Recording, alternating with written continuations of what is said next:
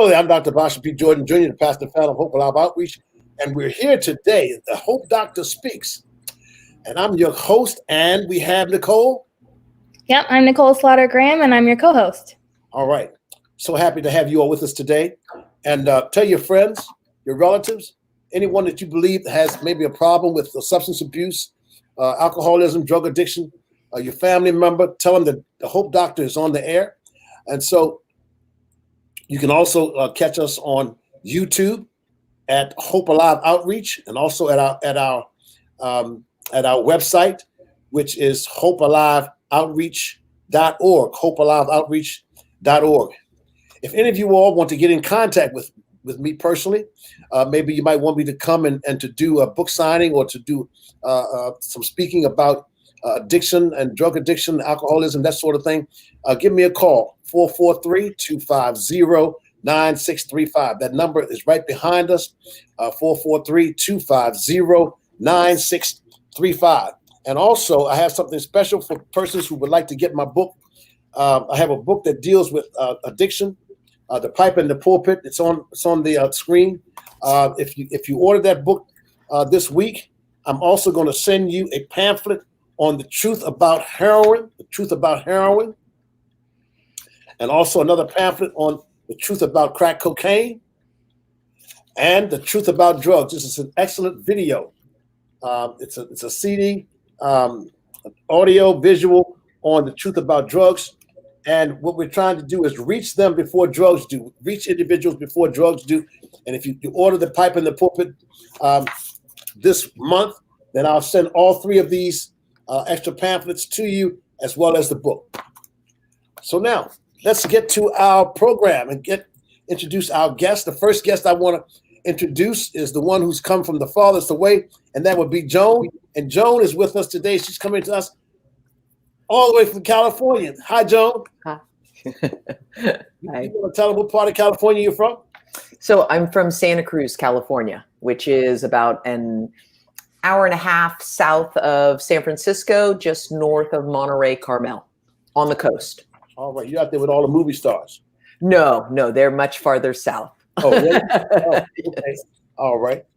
And also, we have another guest, and she's a little closer, but anyhow, her name is Jessica. Hi, Jessica. Hi, everybody. Glad to be here. All right. And tell them where you're from. I'm in Upper Marlboro, Maryland.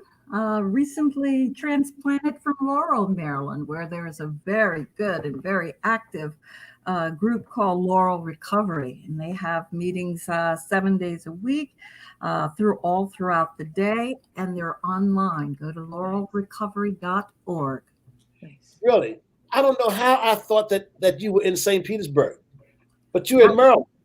Yes, I attend the meeting online in St. Pete. Right. Because I lived in St. Pete for nearly 15 years, and I know at least one other person in that group, and now I know you. All righty. All right. We have one more guest from Philly, Alexander, who's supposed to be with us, but he might be having some trouble getting on. But nevertheless, if he gets on, we'll include him in that. But right now, today, our topic is going to be recovery and relapse. But before we get into the topic of the day, I'd just like for each of you all just to share a little bit about 2 or 3 minutes, a little bit about your trek in this arena called recovery, sobriety. And why don't we just start with Nicole? Sure. My name's Nicole, and I have been sober for 11 years now. I got sober when I was 22. I just had this moment of clarity that they talk about when I knew that things were going really, really wrong and I had to do something different. I was lucky enough to have a parent who was sober as well to kind of lead the way. And so I found my way into the rooms of AA. And I've been sober ever since. And the way that happened and the way that started was I got a sponsor and worked and continue to work the steps, and I'm active in a program. Great. And you're also our resident journalist and media expert. Isn't that right? Yeah, I've been a journalist for about 5 years now.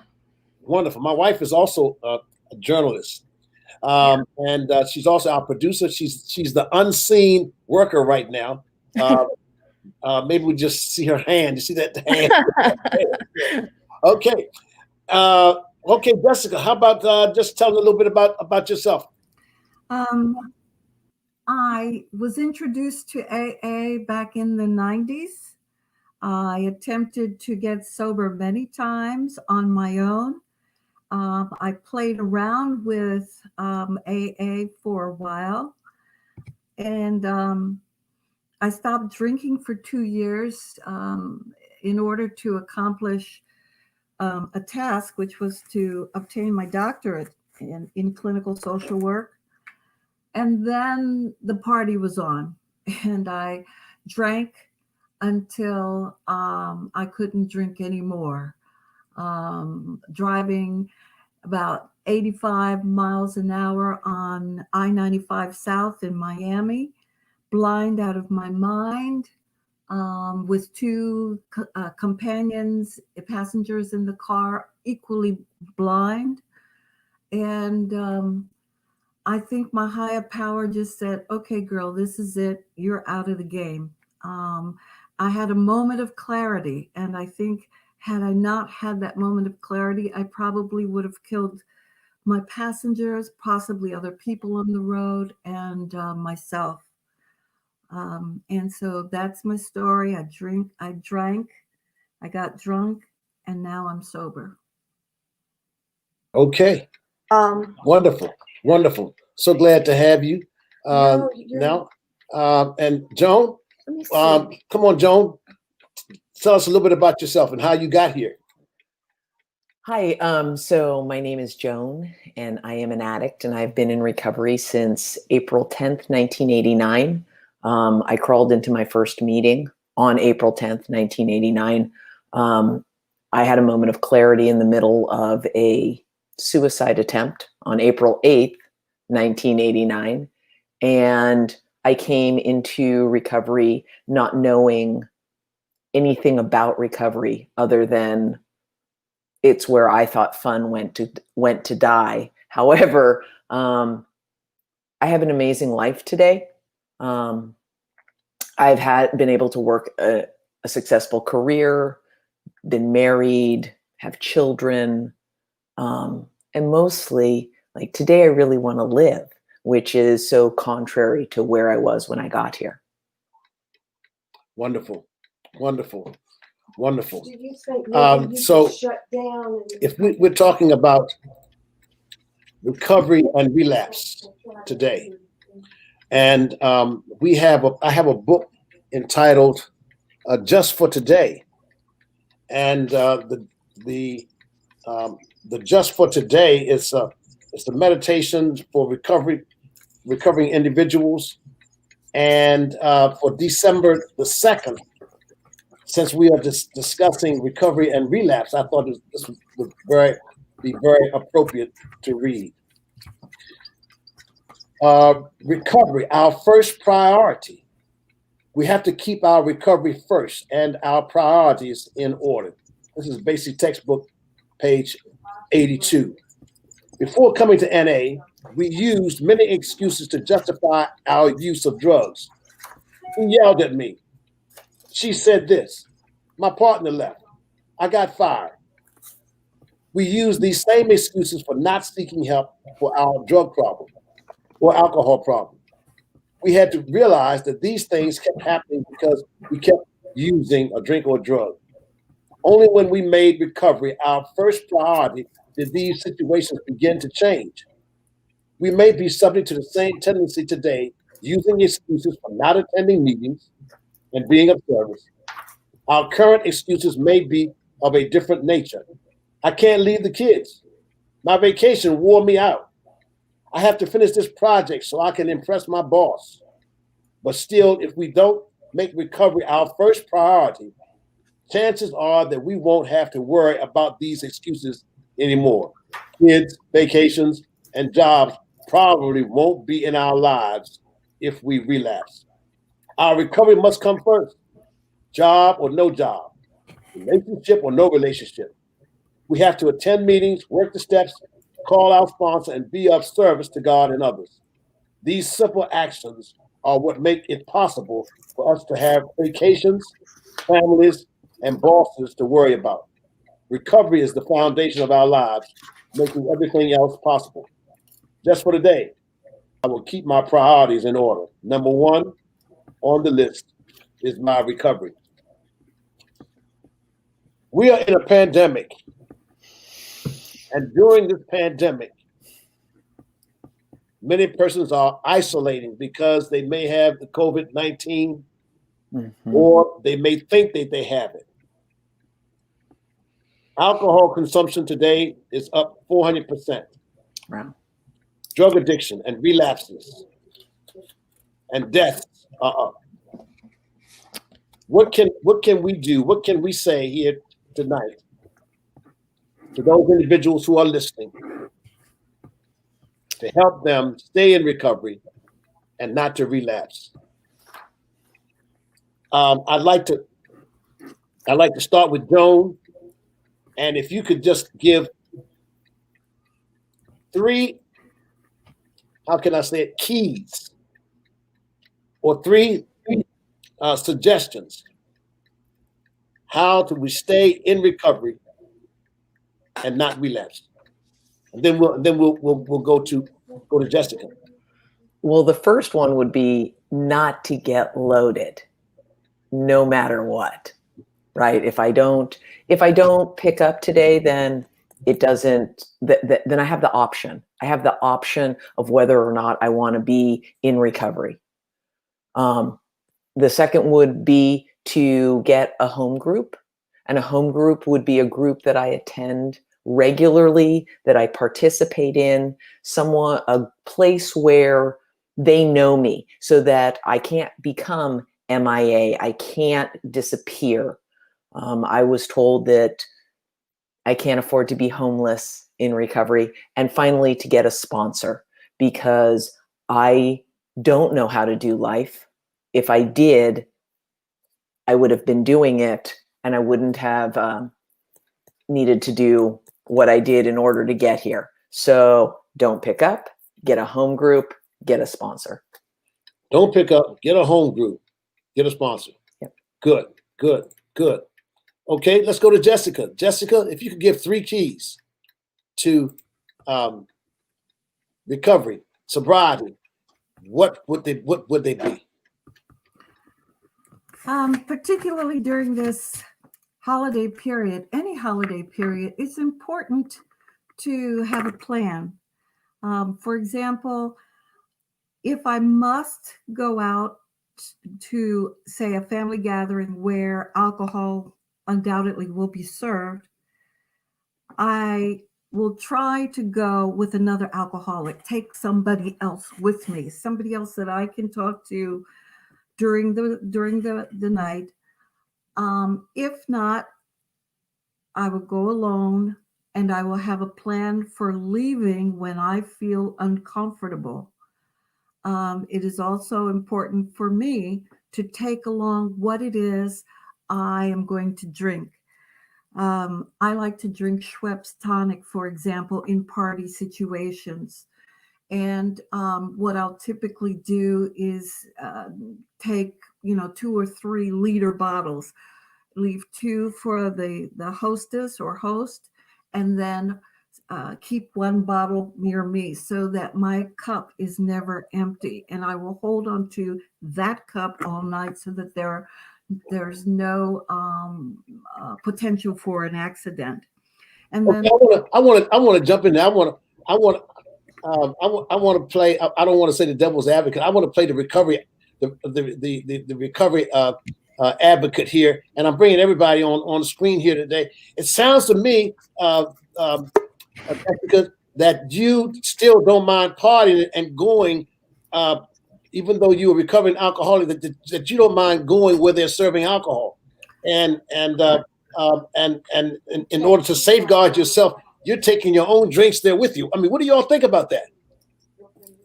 Do you think that she's putting her that you'd be putting yourself in harm's way by doing that?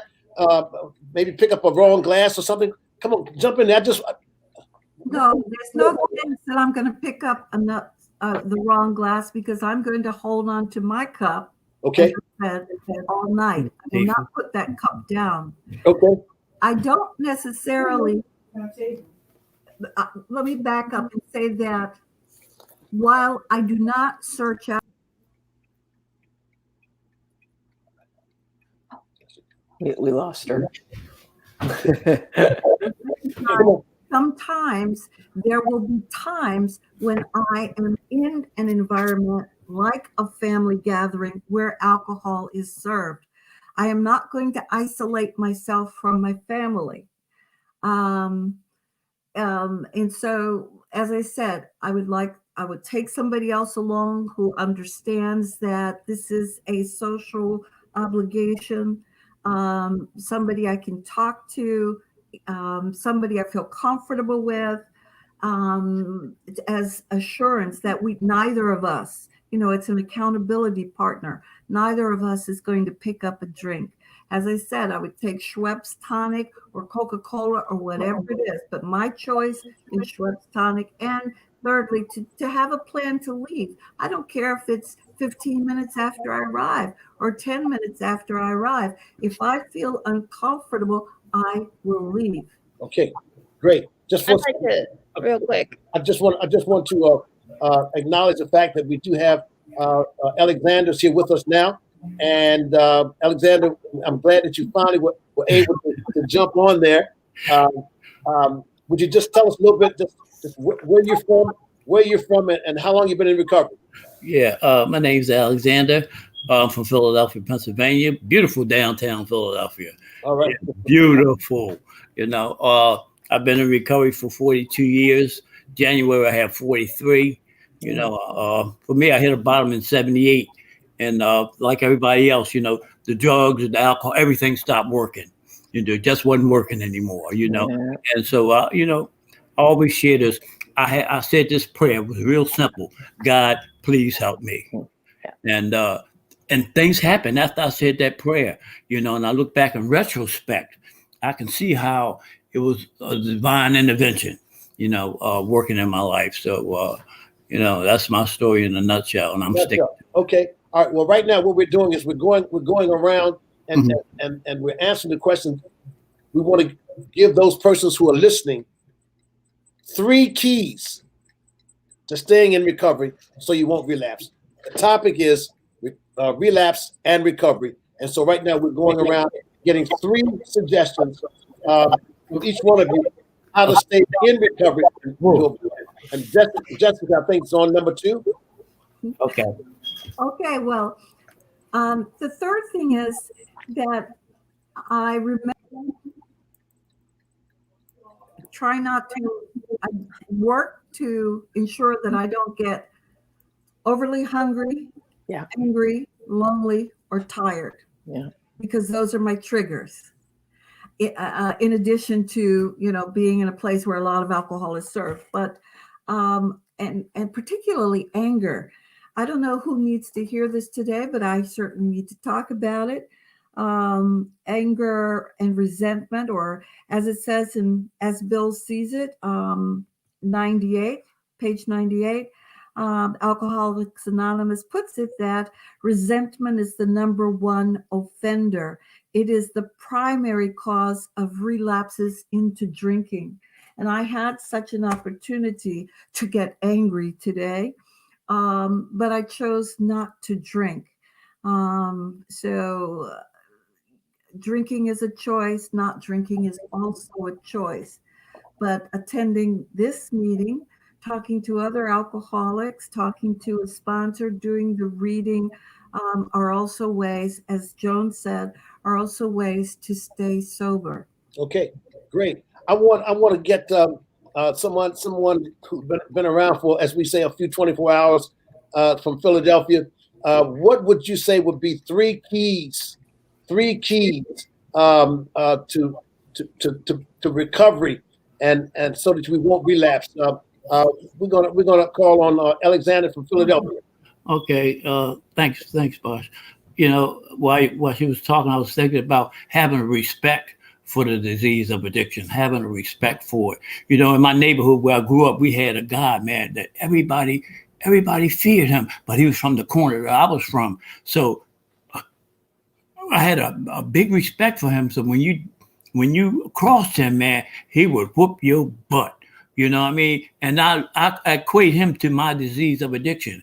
You know, I know it kicked my butt big time. So I got a lot of respect for it. You know, I had to find out what my disease was all about. You know, not just picking the easy part was not picking it up. The hard part was making some changes. So I had to have a respect for this disease, man, to be able to make some changes, you know. And that didn't come easy. It came over a period of time, a long period of time, man, you know. But I hung in there long enough, you know, not picking up, not using any chemical whatsoever. No reefer, no, you know what I mean? I didn't trick myself into what I could have one or, no, I had a big respect because when you cross this guy in my neighborhood, he will whoop your butt big time. You know, and that's the same respect that I have for this disease of addiction. Yeah, what I thought, it sounds to me like you just described relapse. Yes. Relapse is the big guy in the neighborhood, and if you cross him, he'll whip your butt. Yes. Yes. Who do we? Funny you should say that, Alexander, because when I turned 65, one of the things I wanted to do was to sit on the beach in Florida and smoke a joint. No, not you, Jessica. With so today I have 81,885 hours of sobriety. Okay. But I had the clarity, you know, after giving it some thought and talking with my sponsor, I had some clarity to understand that that was a gateway.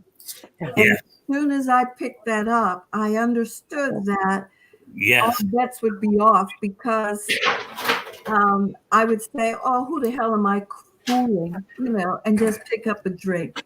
Yes. Yes. So did you have these thoughts after you got sober, or were these thoughts? This was after I got sober. Okay. That you just wanted to sit on the beach and smoke a joint. Yeah. Okay. I mean, in celebration of my birthday.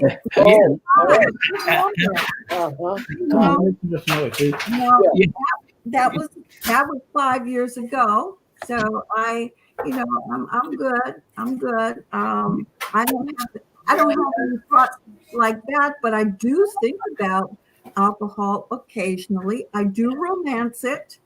And by romancing, I think about the times that I was partying, and I partied for 30 years. Okay. I have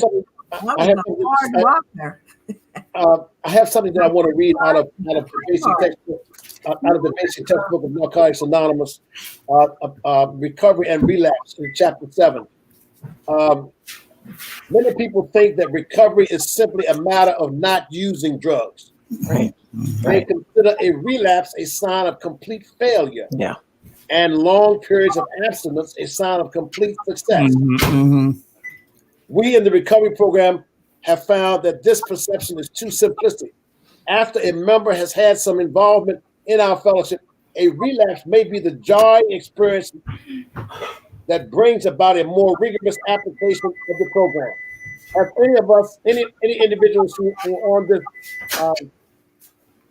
panel tonight had that experience? No.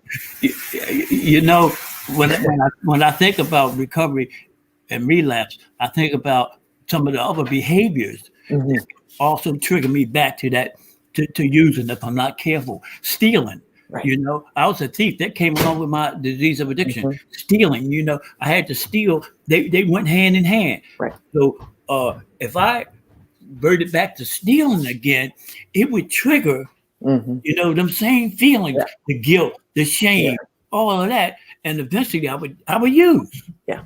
You know? So you're talking about relapsing in another area rather than going right back to the drug. Exactly. Other things that, you know, that would lead on that same road, you know, the lying, the stealing, you know, all of that. Because if I steal, I'll lie. Okay. You know, and if I lie, I'll cheat. I'll do a whole lot of things, man, that brought on the disease of addiction in the first place, because I didn't want to feel what I was feeling. Yeah. Yes. Now, in the same paragraph here on page 74, it says, by the same token, we have observed some members who remain abstinent for long periods of time, whose dishonesty and self-deceit still prevent them from enjoying complete recovery and acceptance within society. Yes. I know I've seen people in recovery being totally dishonest. Yeah. And that is that's a no-no as far as a sign to newcomers. What do you think about that? Yeah, red light indicator. Yeah. Come on, Nicole. Yeah, I just want to jump in here real quick. I'm only a teenager in preteen in sobriety, but there was a period of time where I was dishonest with myself, not necessarily with alcohol, but our book says alcohol is but a symptom, drugs are but a symptom. And so my isms were popping up other places, like in my spending or my eating or whatever else. And those patterns, if they go on long enough, will lead to relapse because of what Alexander was talking about, the guilt and the shame and the everything else, because I'm just acting out my disease in another area of life, really. Go ahead. Oh, and I was just going to say, too, I wanted to, when we were talking about the 3 things that people can do during this time, I also wanted to mention, too, that the holidays can be particularly triggering for people like us. A lot of us don't have great memories around the holidays. A lot of us have family issues around the holidays. So it's really important for us to stay active with our sponsors and with the people that are close to us, that know us better than anybody, so that we don't end up, in our heads for too long. Yeah, that's a real good point, because I got family members like, how long are you going to do them meetings? How long are you going to,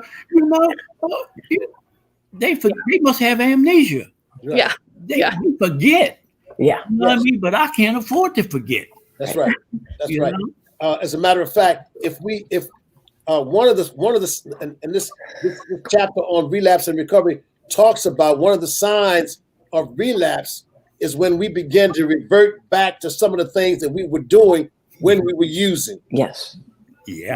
Lying, stealing, cheating, not being totally honest. Yes. Because you can be dishonest by not saying anything. Right. Right. Yeah. Right. Lie of omission.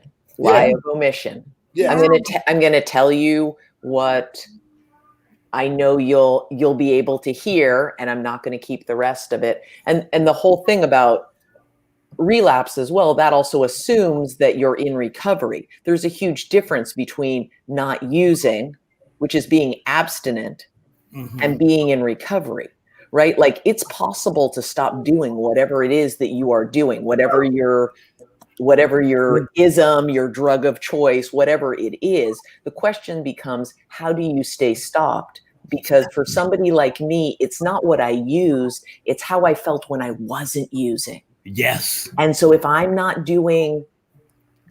have diabetes and I don't take care of the diabetes, that doesn't make the diabetes go away, right? Like, I got to tend to my disease, and whatever label you want to put on it, whatever program you're in, it's about how, like, this is the medication, this is the diet, this is the solution. Prescription, yes. Yeah, this is the prescription. I mean, if you have cancer and they say this is what you need to do, I don't know too many people that sit there and argue with the doctor about it. Exactly. Right? Right. When I go into the emergency room, I'm not going to sit there and kind of go, well, maybe I should be seen. No, tell me what to do. I want to save my life. Hey, listen. I had to go to the doctors today for a checkup, and they gave me an echocardiogram. So when I walked into this place, everybody had to have a mask on, and you had to sit at least 6 feet apart. And so I was ear hustling. You know what ear hustling is. That's my job as a journalist. So this gentleman was sitting in front of me. He was forlorn, and had his head down. and evidently he knew this another gentleman who came and sat down beside him, and he said, the doctor told me I've only got 6 months to a year to live because of this cancer. Mm-hmm. And so the gentleman next to him sat down, and he said to him, he said, the doctors told me I didn't have much time to live. He said, but I began to take the treatments and to do what they said that I should do. Yeah. And he said, now look at me now. He said, that was 3 years ago. Wow. Yeah. Mm. And so I'm looking at the power of talking to somebody just like you. Yeah. But letting you know that just because the doctor said you got 6 months to a year to live doesn't mean that that's the gospel. Right. Because God put somebody next to you that says, hey, look, I was where you were, but look at me. Right. Yeah. And I think that's what we're doing right now. Yeah. Exactly. But people are listening to us now, and they may be hopeless, but then they hear somebody like Jessica say, "Hey, listen, I can go to a party, but I take my own what she call it, Schweppes." Yeah. Is that what you drinking today, Schweppes? Tonic, right? Tonic. I mean, do you put any grape or strawberry or something in there? You just drinking the Schweppes straight. That's right. I might put lime in it if I wanted.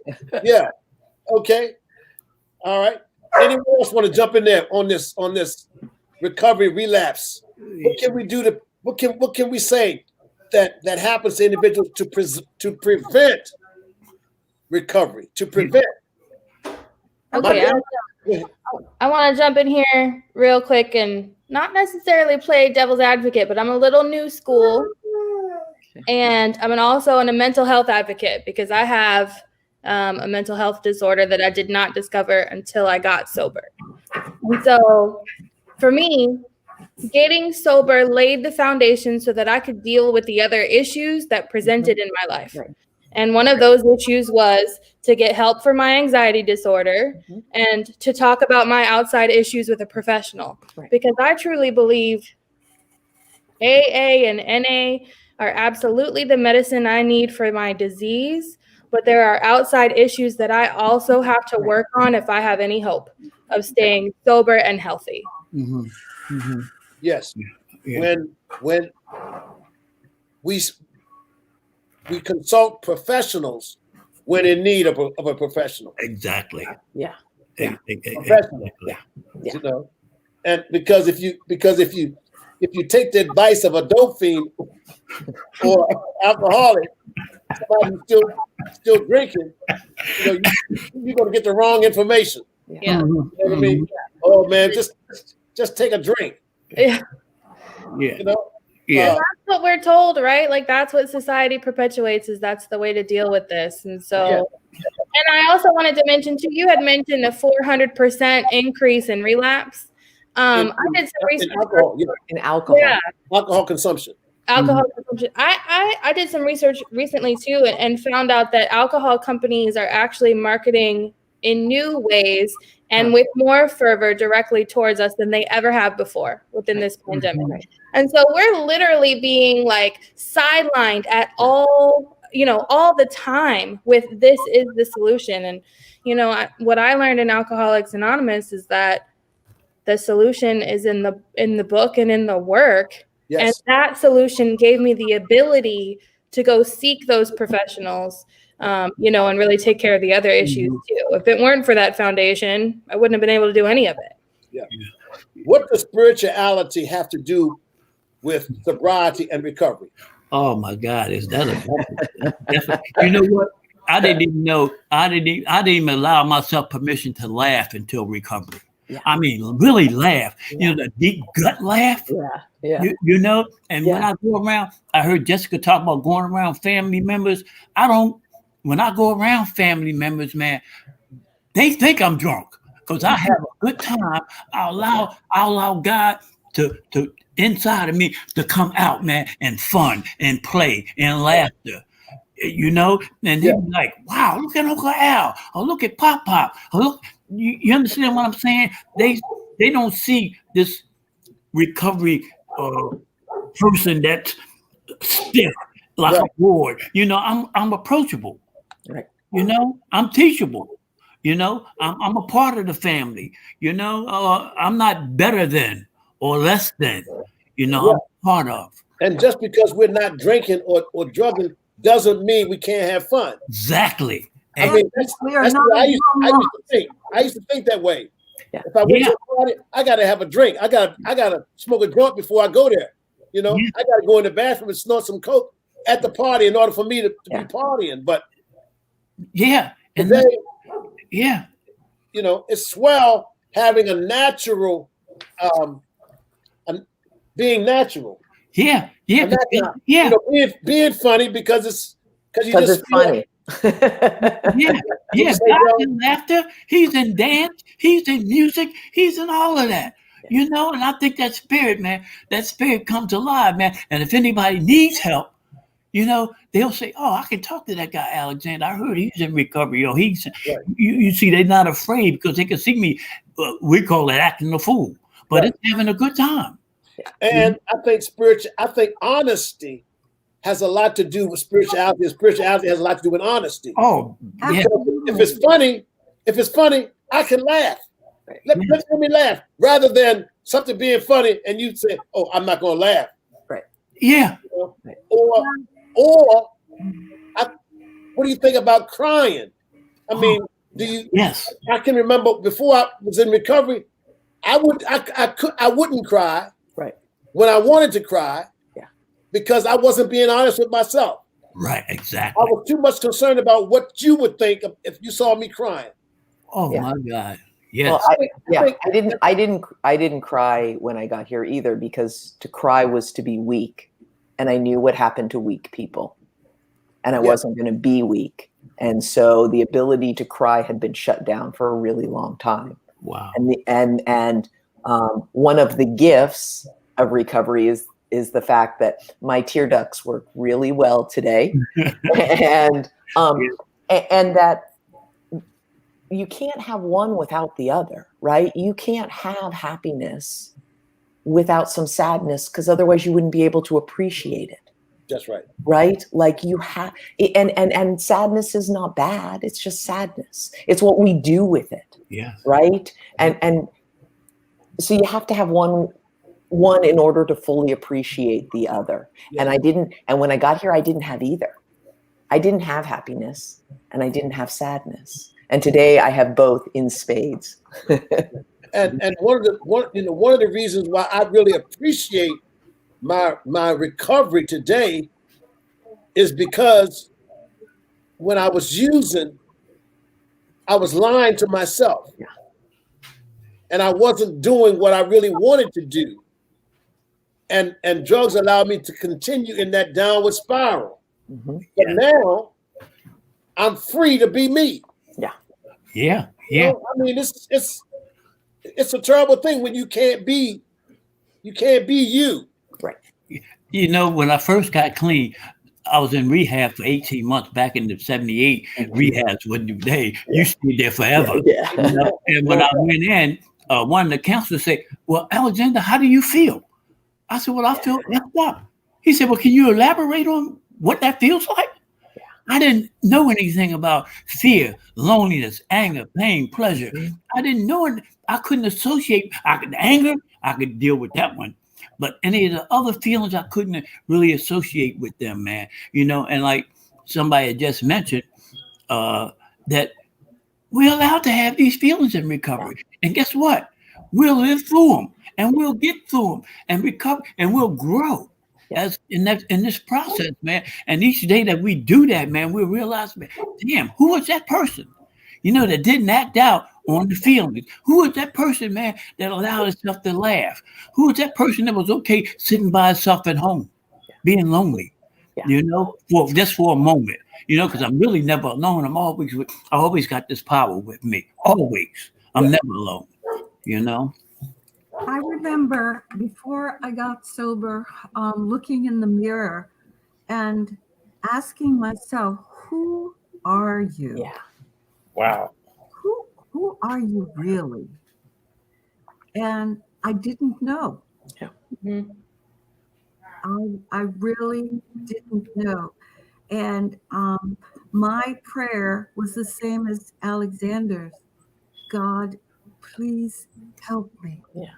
Because I could not stop drinking on my own. Yes. Yeah. I had tried, but I couldn't stay stopped. Yeah. And it was only by the grace of God and the people in the rooms of AA that I have maintained continuous sobriety. But not of my own will. And one of the things that has helped me, speaking of spirituality, is turning my will over to the care of God as I understand Him.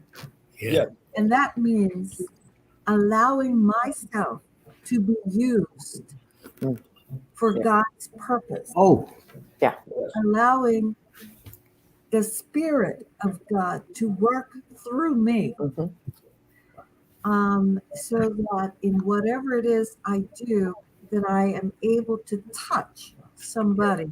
Right. You Right. know,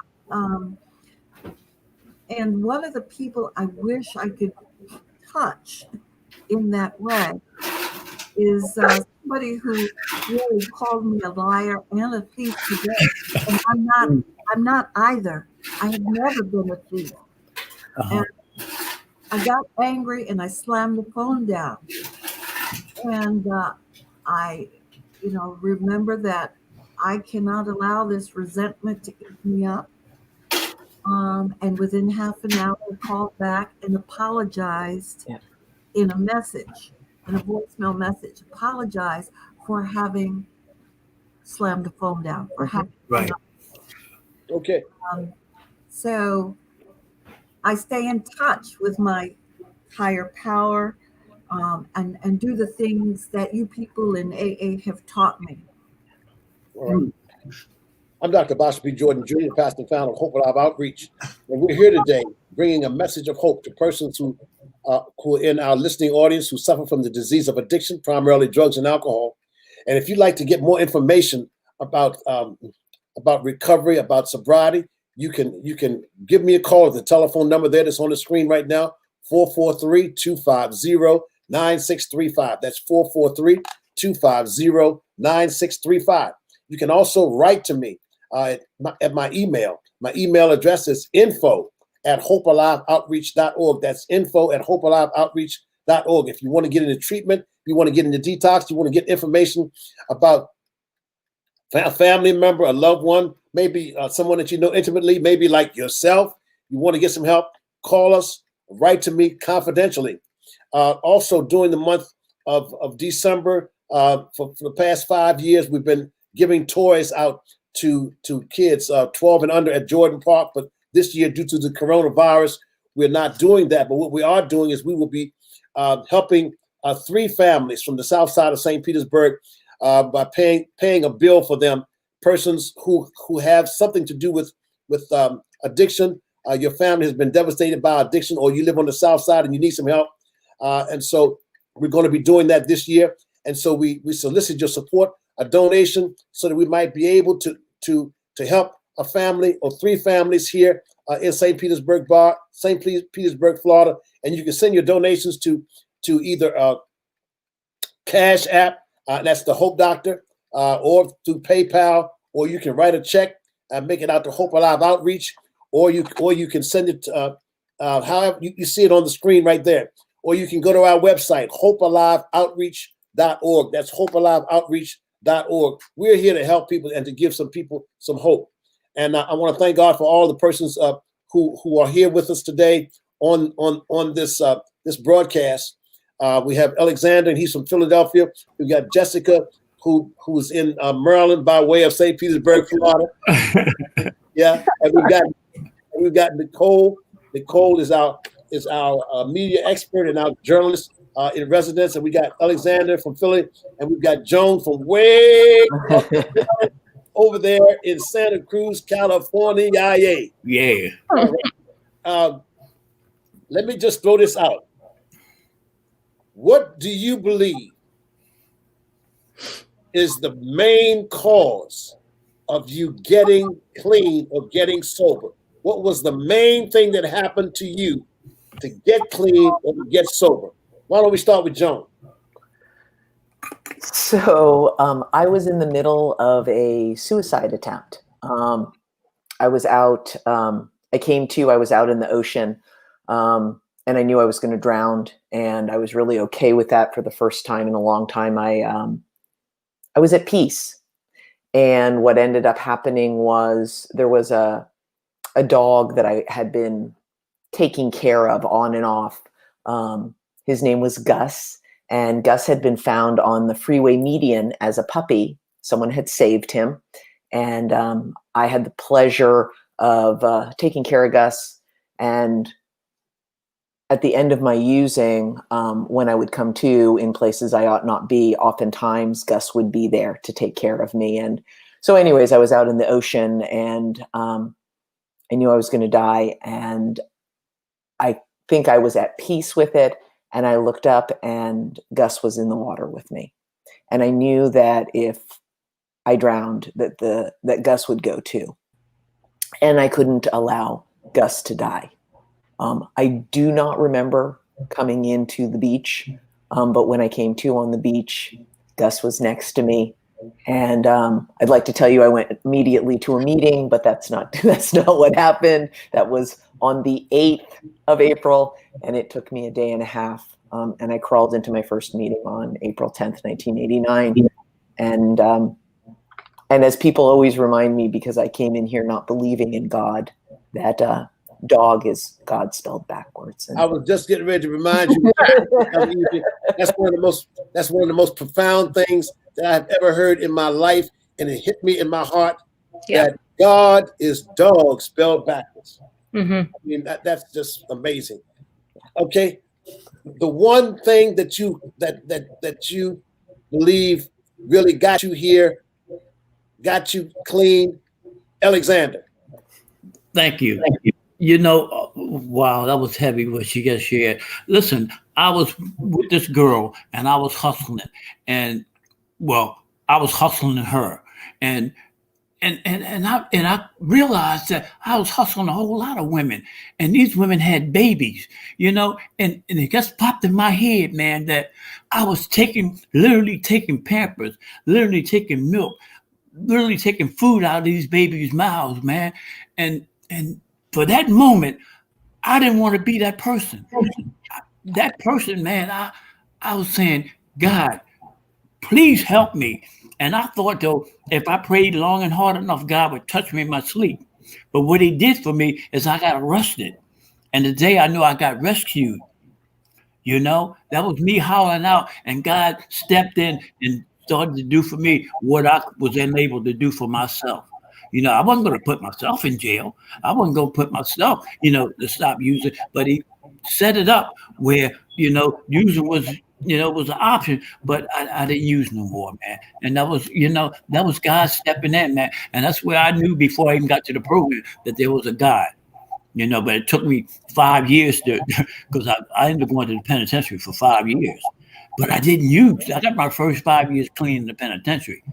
You know, and you can use in jail, whether you've been there, you know, drugs just got so prevalent there's in the street, you know. But that was it for me. You know, I realized that person, I couldn't stand that person that I became. And so I surrendered, you know, even though I didn't know. Jail became your hope. Yes, Bosh. Okay, all right, wonderful. Jessica, the one thing if that you remember, the one thing that you would attribute to you getting sober, the one thing, if it boiled down to one thing, what would it be? I lost my dignity. I was not raised to be a loose woman. I was not raised to be an alcoholic. I was not raised to be on the streets. I was not raised to be any of those things.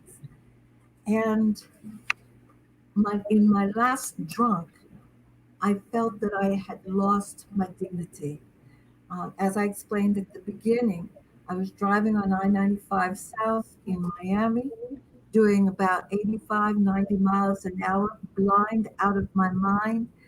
And I swear it was only by the grace of God that I decided at that time, no, I'm out. This is it. I'm not doing this anymore.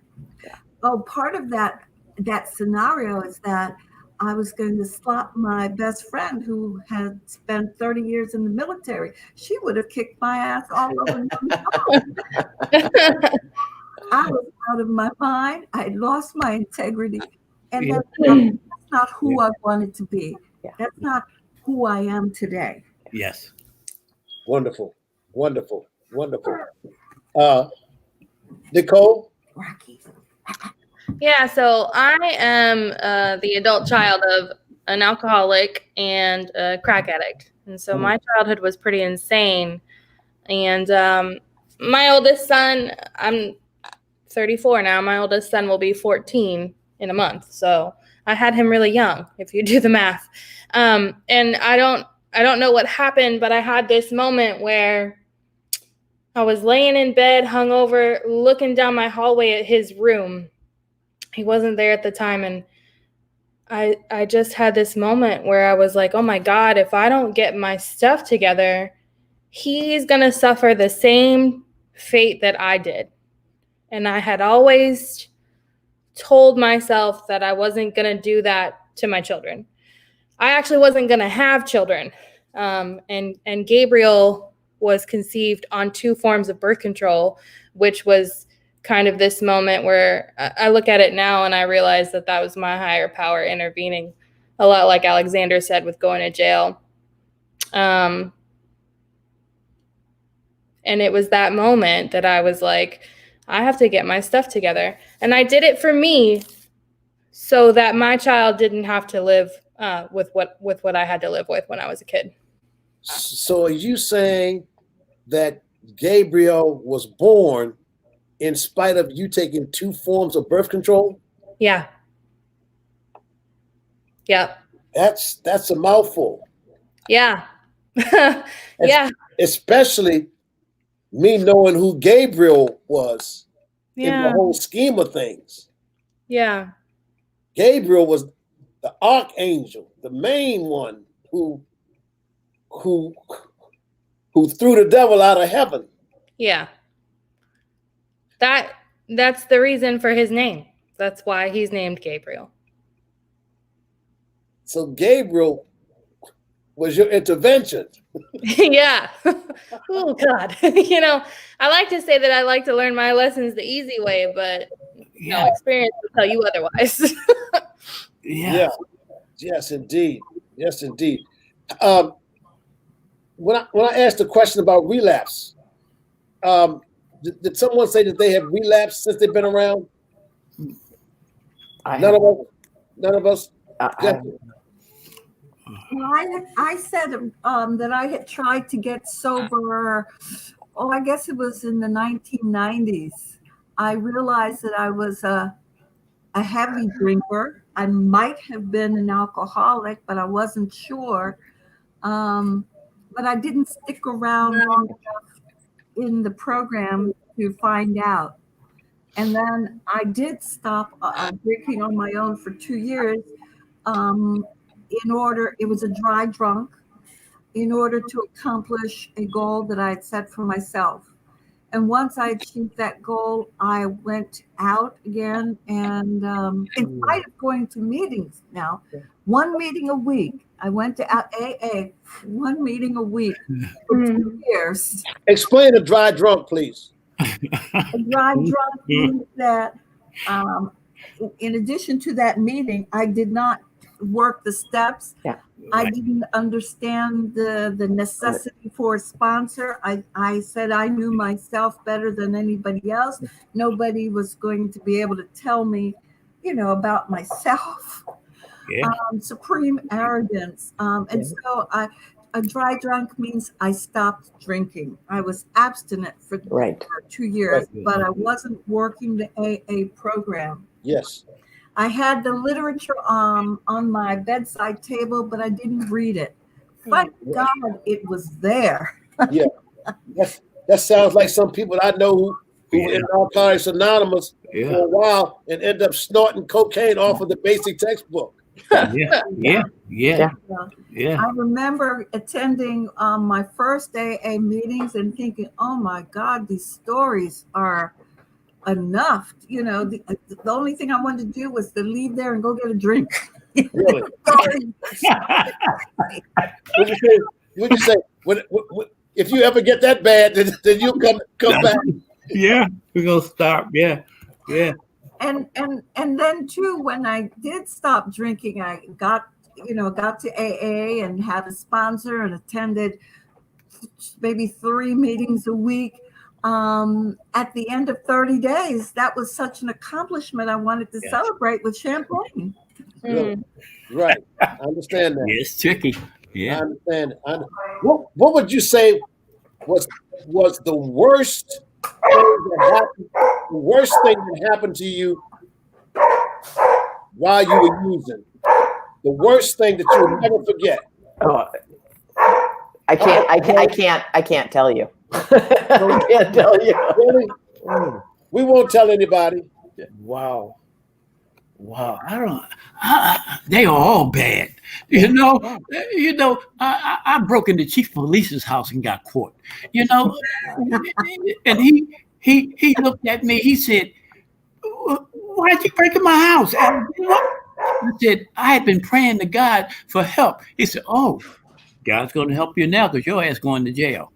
You know, and that seemed to be sarcastic back then. Right. But he was telling the truth. Once again, I realized there's a high power. There's a God that intervened in my life, man. Did you know it was a chief of police? No.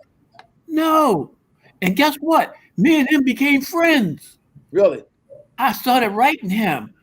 You know, he helped me get in rehab. He helped, Wow. just because of the fact that I told him I had been praying, and he was a praying man. Really? Wonderful. That was your Gabriel. Yeah. That's right. What would you? So, Joan, you said you can't tell us what it was. Well, I mean, there's all kinds of really bad things that happened, right? Yeah. Like there's a lot of abuse and there's a lot of trauma and what in order to chase to get well, right? I allowed people. I mean, I did things to people, and I allowed people to do things to me that today would never be acceptable, right? And I didn't think twice about it because it was all about getting well. And I mean, and when you're living that kind of lifestyle and that kind of stuff goes down, there isn't anybody you can go to, right? Like there isn't. You're stuck, and that's. And no one asks for that, but that's where we go, right? Like then there's no shame around that. It's just that's where we go, and those are the kinds of things that we do. So I'll leave it at that. Yeah. Okay. Yeah. Okay. Is it something that anyone want to share? Go ahead. I can remember in St. Pete. In St. Pete, there's always a street party somewhere. In downtown St. Pete, there is something at least every month, and sometimes every Friday night. And one time, I'd gotten loaded before leaving home and drove downtown, and there was a long line to get to this venue, and I hit the car in front of me, and the driver was naturally irate. And I've been drinking, and he wanted to call the police. Unfortunately for him, fortunately for me, the police, pushed everybody through. Come on, you're holding up traffic, and so I got away. I was always drunk, I always drove under the influence. By the grace of God, I was never arrested. But I understand that if I go back out Yeah. and do the things I used to do, Yeah. those are not my not yets, and Yeah. all bets are off. Yeah. You know, Yeah. I've been given a reprieve, Yes. and I respect that. I respect that. I don't want to go back to the way I was living. But the worst thing I think for me is feeling bad about myself, having low self esteem, feeling unwanted, unloved from a very early age. And that's something that you don't get over. You know, if a parent abandons you, if one parent abandons you and the other one doesn't show love and affection, um, a child is just left in no man's land, Yeah. and having to figure things out for oneself. Okay. We're coming to a close of Mhm. our broadcast. I want to give everybody 45 seconds to share a bit of hope to somebody out there who's listening. Yeah. Share 45 seconds. A bit of hope. Yeah. Give somebody some hope. Jessica, why don't you start? Jessica, then Joan, then Alexander, and then Nicole. 45 seconds. Come on. My goodness, I have met the best bunch of drunks in AA than I ever could have met sitting on a bar stool somewhere, because we're all sober or trying to get sober, and we help each other out. This is not an I thing, it's a we thing. I can't do it alone, but we can. That's right. And Good. that's my message of hope. Keep coming back. It works if you work it. That's All right. Great. Okay, Joan. So I came in at 25 years of age, and I have had the pleasure of growing up here. If this didn't work, I wouldn't have stayed, right? This has allowed me to become a woman. This has allowed me to find out who Joan is. And as life continues to show up, because it does, right? That there are people who think like I think and can continue to show me that what the solution is, right? And that there is nowhere else in my life where I can show up and talk about what I am going through and have somebody else say, me too. And if they have what I want, then I have to ask them how they did it. Same way as if you had the dope, I had no problem asking you for what I needed. That's right. So what do you have to lose other than your life? Ooh. Okay. Right. Come on, Alexander. Yeah. If you find yourself in pain, often we do, being using addicts and alcoholics, tie at the end of your rope, tie a knot in that rope and just say this simple prayer: God, please help me. Look inside yourself, because everything you need is inside you already. Say it, and see what the results is. And sit there until the results come, and I guarantee you, it works for me, it'll work for you too. All right. Come on. I think a dog wants to share. Is that God speaking to us backwards? Yes, look, I have a dog who, when I popped a beer open, she ran right to the patio door. Really? Okay. Come on, Nicole. She knew I was going to sit out there for the next couple of hours sipping beer, smoking cigarettes. All right, come on, Nicole.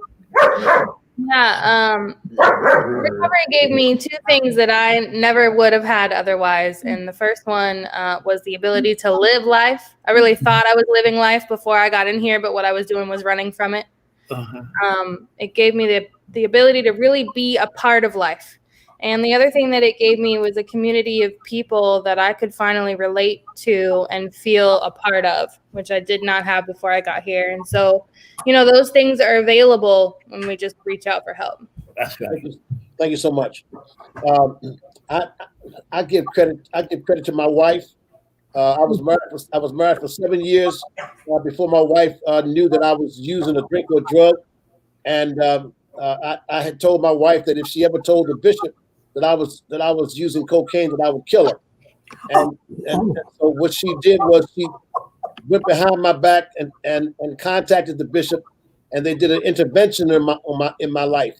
And so Oh, on Friday, October the 13th, 1988 is when I went into treatment, and that's the best thing.